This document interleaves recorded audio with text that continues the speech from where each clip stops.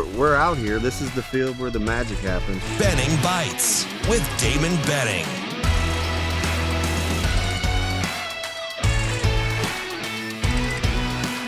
Benning Bites with Damon Benning. It's another episode of Benning Bites, brought to you by Underdog Fantasy Sports.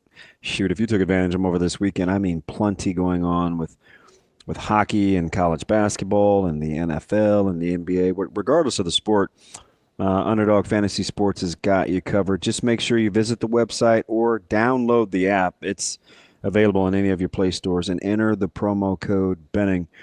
Fantastic sports weekend. Not a ton of surprises. I think if you're looking at actual outcomes outside of college basketball, which I think is going to be, you talk about a heck of a race to the end. It's going to be fantastic. And I posed a question to Ravi, and this was on the heels of, and by the way, we appreciate you being a part of the morning show. I mean, our digital numbers are incredible.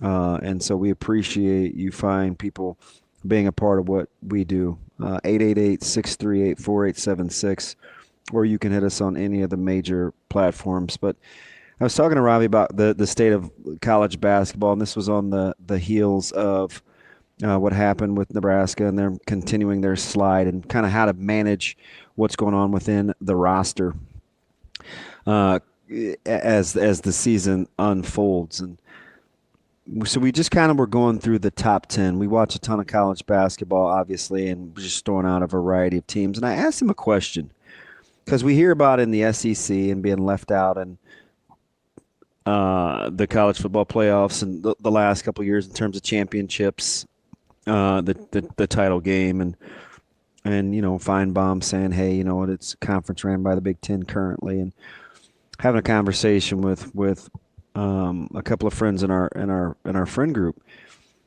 and we were talking about the SEC, and is football the fourth best sport in that conference?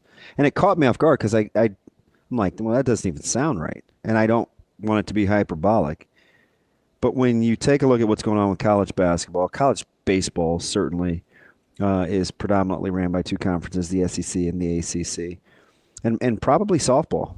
You could make the case with the SEC, and then where's the direction of football going to be? And that wasn't really the thing that caught me off guard. It was when I asked the question, and I'm curious to get your thoughts. And there's Duke, there's Marquette, there's Michigan State.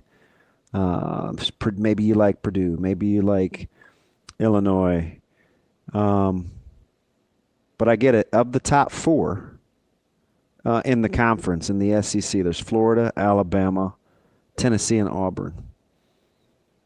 I asked if you had to pick a national champion right now, today, would you take the field or would you take the SEC? I mean, they may get 12, 13 teams in.